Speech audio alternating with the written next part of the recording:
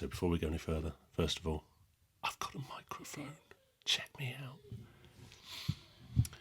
Anyway, that's not the reason for tonight. The reason I wanted to chat to you now was because I read in the news that the Chief Secretary to the Treasury stated that it is a disabled person's moral duty to work.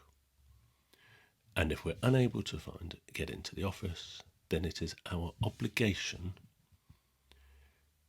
to work remotely. I'm just going to let that one sit for a minute. Now let's digest that.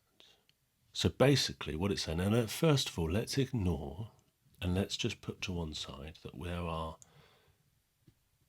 a large proportion of disabled people who, because their condition is so chronic and so debilitating, it is not possible to work.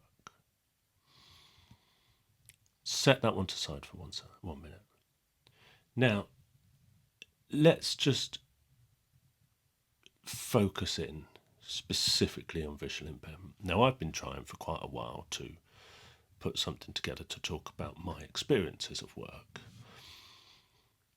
and how working as a visually impaired person can be stressful, challenging, to say the least. And actually, in fairness, this woman's done me a favour because she's given me something that I can pick up on. I'll try not to get on my soapbox, but I can't make any promises. Now, I'm one of around 25% of visually impaired people who are of working age who is in full-time paid employment. Now, those other 75%, they're not out of work because they can't be bothered. They're out of work because they do not have the opportunities where appropriate. As I say, there is just no way due to condition, due to other mitigating factors, or whatever that may be, they are unable to go to work, and that's fine. But of those others, it isn't just because they've decided one day, you know what, I'm blind, I've done my life, that's it, someone else can pay for me from now on.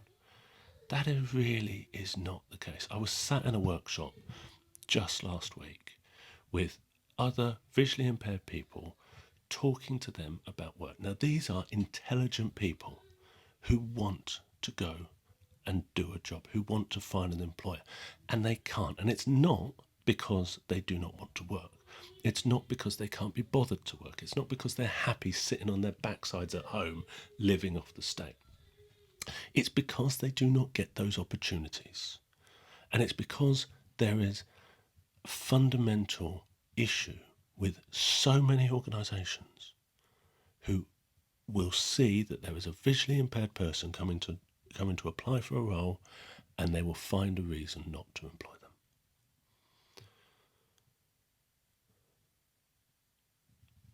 I might get in trouble for saying that, but I don't care. Now, under the Equalities Act, it is illegal to discriminate against somebody because of their disability. Now, I use the disability loosely here because when we're talking about it here, we're really fundamentally talking about it in the medical sense. Now, that's not true. The majority of disabled people, myself included, we conform to something known as the social model of disability. And that social model states that we are not disabled because of our conditions, we are disabled because of the lack of adjustment by society. So using work as the example here. So as I say, I am in full paid employment and I have got a very good employer. In fact, I will call them out. I work for BMW Financial Services, and I will say they have been so supportive since throughout my sight loss journey. They have been absolutely amazing. That, combined with the Access to Work scheme, has worked brilliantly for me. For many others, it doesn't, and that's not down to people's not trying hard enough. There are fundamental issues with access to work, but that's something for another time. But my company, my employer, have been brilliant. My manager, we have worked together through every single step of the way. As my site has degraded, we have worked together to make those adjustments needed for me to continue to be able to do my job effectively. Now, as I say, access to work has helped, and access to work has paid for that equipment which I need, like the magnification software that I have on my laptop, larger screens on my desk, document readers, those types of things. Access to work has paid for. They pay for my assistant, who is my real game changer here. So they pay for somebody to work alongside me and help me where I'm unable to do things, because either it's an inaccessible document or because I can't see. So they help me to put things together, like presentations, managing my diary, and so forth. But it's not all been access to work. BMW have had to make adjustments as well, and they've had to cough up a lot as well. So they've had to give me a more powerful laptop, because the software uses lots of memory, lots of processing power, so I have to have a beefier laptop. So they have supplied that for me, and they've given me one which is small and compact, because I have to walk everywhere because I cannot drive. So they have done that. Any at a turn, if I've needed anything else, like additional keyboards or anything like that, they've covered the cost of that. If I need, and I do when I'm in the office, I need a specific place to work. I need a specific desk so I know where I am and I know where the exits are in an emergency. They have given me a set desk. They give a member of security, helps me, because to get into the site, it's 3 busy roads I have to cross. A member of security meets me and guides me in to site every single day in order for me to get into the office. They've done all of that without any problem at all. When I taught my guide dog, they made all of the adjustments that I needed in order for me to bring him on site. And you know what? He was welcomed. He was embraced, and it's been superb. They've really been. They have gone leaps and bounds to support. But not only that, but they're listening. And as I am going through, and as myself and my manager and others are, we are finding challenges, and we're finding solutions to those challenges as well. We have been able to go, and we've gone to more and more levels of seniority, to sit down with them and say, look, hey guys, this is what's happened, this is where we are, and this is what we've done to improve. But this is how as an organisation we can improve better, not just for me, but for many other visually impaired people and many other disabled people. But that is the exception.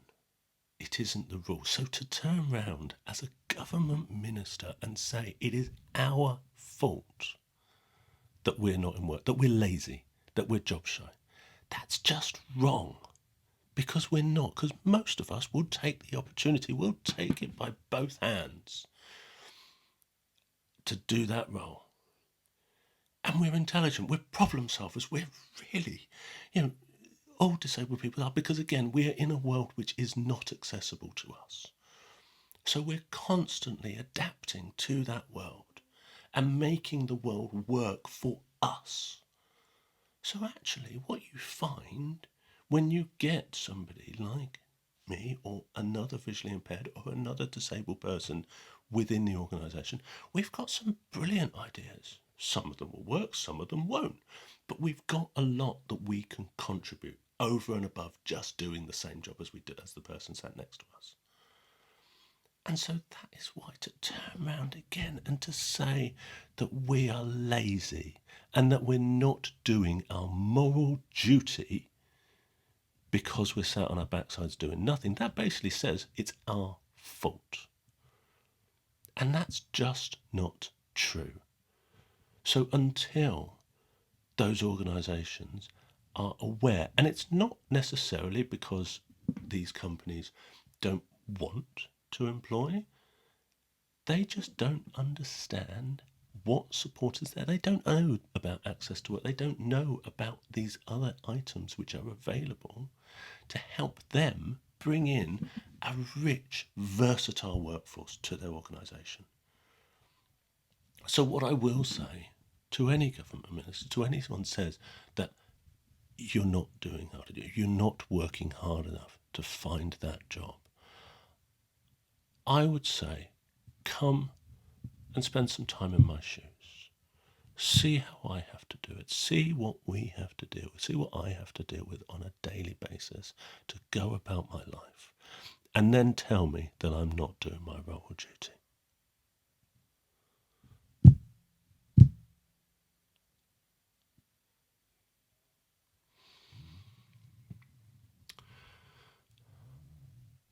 I could keep going on, but I really don't want to. And it's late. I want to spend some time with the kids. So